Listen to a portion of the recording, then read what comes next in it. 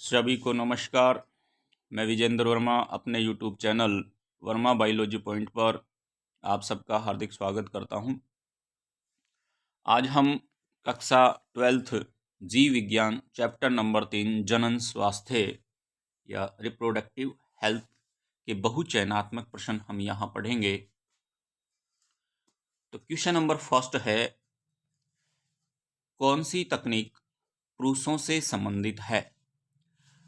पुरुषों से संबंधित कौन सी है? तो यहाँ ऑप्शन नंबर 1 है मुख्य गोली, ये महिलाओं से संबंधित है। ट्यूबेक्टोमी, महिला नसबंदी, ये महिलाओं से संबंधित है। ऑप्शन नंबर 2 है वेसेक्टोमी, इसको पुरुष नसबंदी कहते हैं। और उपरोक्त में से कोई नहीं, तो अपना ऑप्शन नंबर 2 सही होगा, वेसेक्टोमी पुरुषों से संबंधित है। नेक्स्ट है सिफिलिस। सिफिलिस क्या है? एक एसटीडी रोग है, सेक्सुअल ट्रांसमिटेड डिजीज है। इसका रोगजनक पूछा गया, रोगजनक कौन सा है? तो सिफिलिस का रोगजनक कौन सा है? Pallidum, treponema pallidum. Question number 3 है, दैनिक रूप से खाने वाली गर्भ निरोधक गोली पूछी गई है। यहाँ पे ऐसा है कि दैनिक का मतलब रोज, डेली खाने वाली गर्भ निरोधक टैबलेट पूछी गई।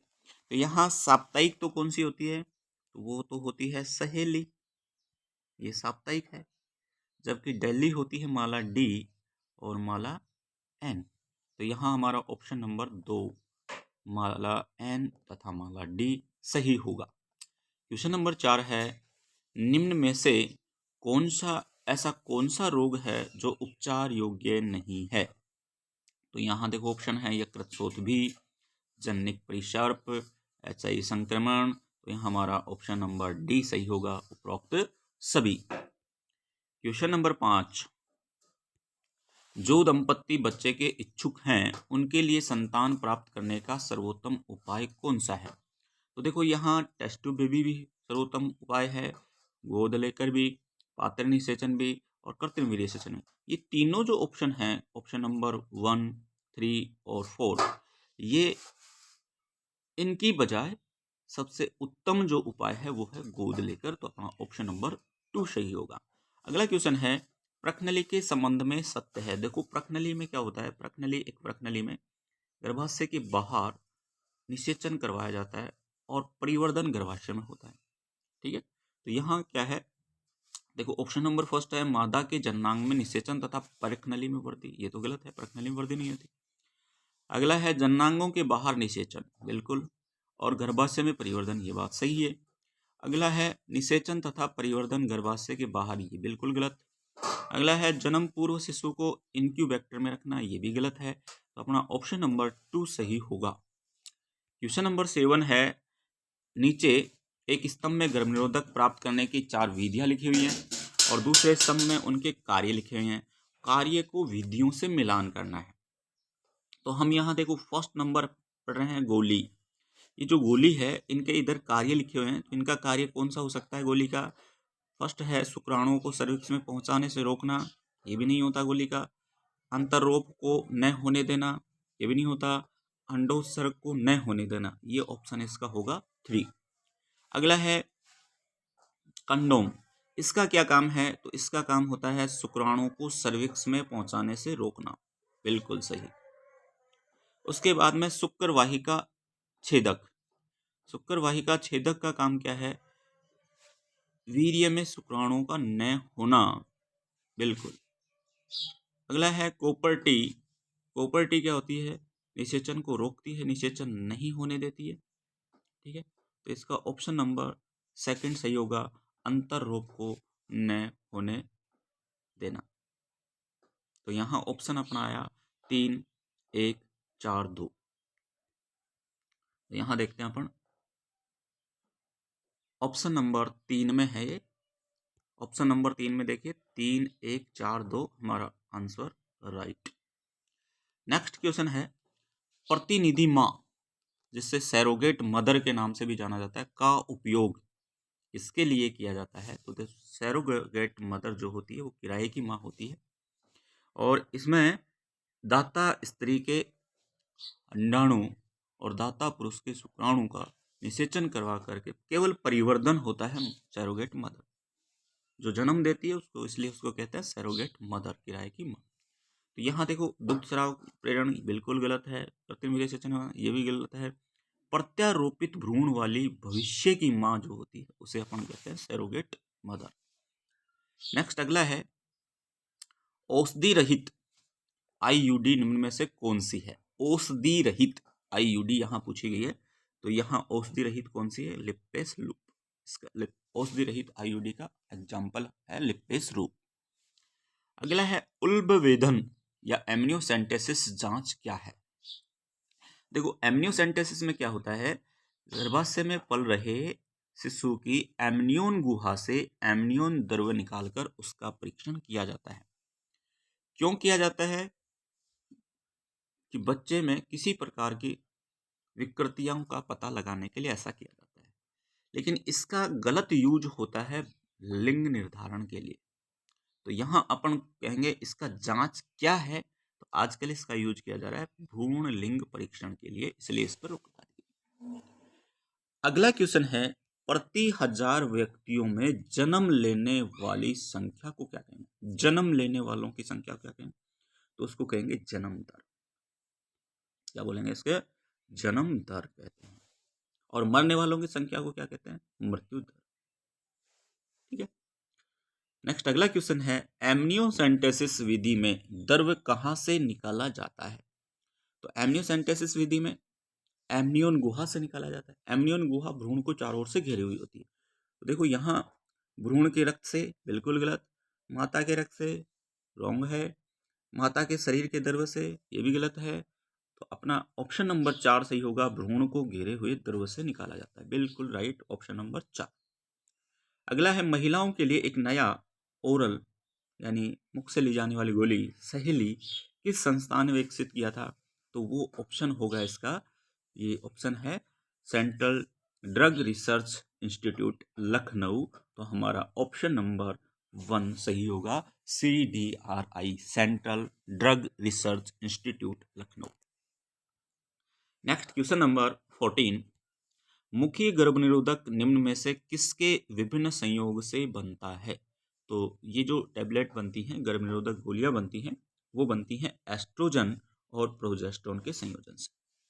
अगला है क्वेश्चन नंबर 15, साप्ताहिक रूप से खाने वाली गर्भनिरोधक गोली अभी मैंने बताया था वो कौन सी है? सहेली।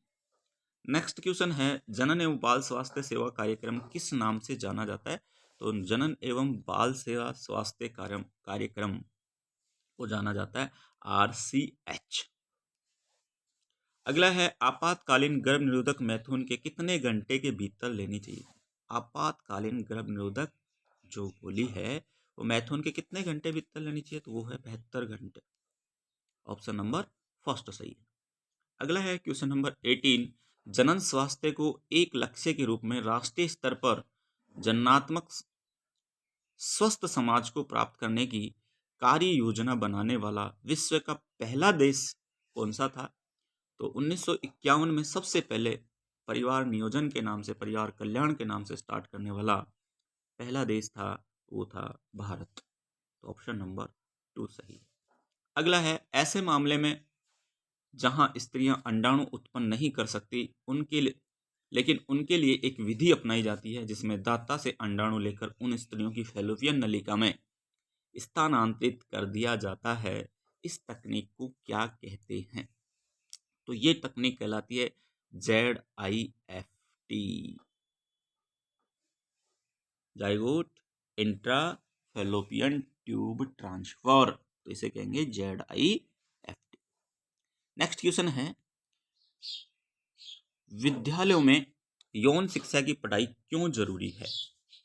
तो इसका ऑप्शन नंबर सही है सुरक्षित और स्वच्छ यौन क्रियाओं के लिए, बिल्कुल सही है।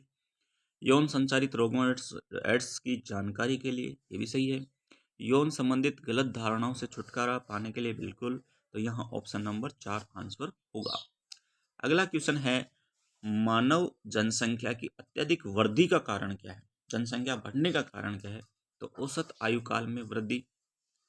ये औसत आयु काल में वृद्धि का कारण क्या है? अच्छी चिकित्सीय सुविधाओं के कारण।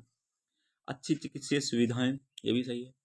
मृत्यु दर में कमी, चिकित्सा सुविधाओं के कारण मृत्यु दर में कमी हो रही है, जिसके कारण लगातार जनसंख्या बढ़ रही है। तो इसका ऑप्शन नंबर 4 होगा उपरोक्त सभी।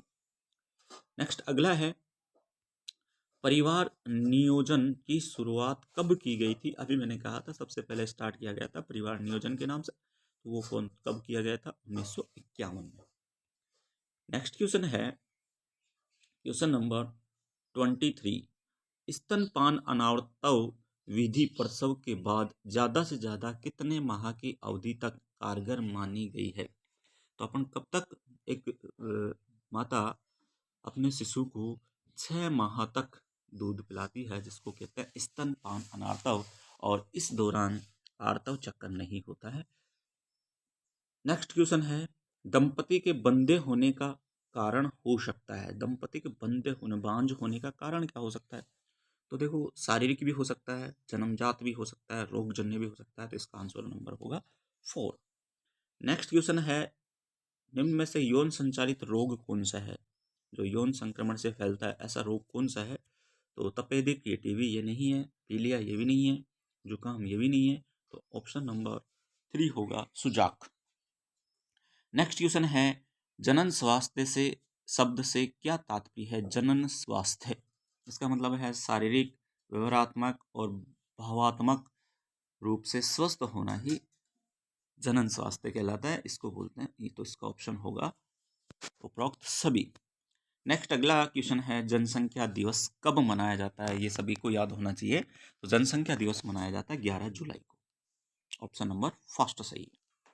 अगला क्वेश्चन है, गर्भनिरोधक विधियों के संभावित दुष्परिणाम क्या है? अगर लगातार इनके गर्भ निरोधक गोलियों का यूज करते रहेंगे तो इनके कुछ ना कुछ दुष्प्रभाव जरूर पड़ते हैं। तो दुष्प्रभाव कौन कौन से हैं? मितली आना, उदरीय पीड़ा होना, अनियमित आर्तव चक्कर होना। तो इसका ऑप्शन नंबर 4 सही होगा। नेक्स्ट क्वेश्चन है, महिलाओं द्वारा मुख से लेने वाली गोलियां 21 दिन तक प्रतिदिन ली जाती हैं, जिन्हें क्या कहते हैं? तो ये होती हैं पिल्स। ये क्या कहलाती हैं? पिल्स कहलाती हैं। अगला क्वेश्चन है, निम्न में से लोगों की जनन संबंधी समस्या है। जनन संबंधी समस्या सगर्भता की समस्या बनी रहती है, गर्भपात की, प्रसव की। तो ये सभी जनन संबंधी समस्याएं हैं। तो ऑप्शन नंबर 4 हमारा सही होगा। नेक्स्ट है, यौन संचारित रोग का लक्षण है। यौन संचारित रोगों का लक्षण क्या है? गुप्तांगों में खुजली चलना, बिल्कुल सही है। तरल स्राव आना, ये भी सही है। हल्का दर्द व सूजन आना, ये भी सही है। तो यहाँ ऑप्शन सभी सही है, तो हमारा होगा ऑप्शन नंबर 4 उपरोक्त सभी सही होगा। क्वेश्चन नंबर 32 है, यौन संचारित रोगों का समय पर उपचार न होने पर निम्न में से कौन सी जटिलता पैदा हो सकती है? तो यहाँ है पीआईडी, श्रोणि, सोथज रोग, अस्थानिक सगर्भता, जनन मार्ग का कैंसर। यहाँ होगा ऑप्शन नंबर 4 उपरोक्त सभी। नेक्स्ट क्वेश्चन है, रोध यानी बैरियर विधि कौन सी है? तो यहाँ बैरियर विधि निरोध, डायफ्राम, गर्भाशय गिरवा टोपी। तो यहाँ होगा ऑप्शन नंबर 4 सभी। नेक्स्ट क्वेश्चन है, विश्व तथा भारत में वर्तमान शताब्दी में अभूतपूर्व जनसंख्या वृद्धि हुई है, यानी लगातार जनसंख्या बढ़ रही है। इसका मुख्य कारण क्या हो सकता है लगातार जनसंख्या बढ़ने का? तो इसका है प्रत्येक परिवार में अधिक शिशु जन्म लेना, ये भी है। अधिक शिशु का मतलब तो ये तो नहीं हो सकता।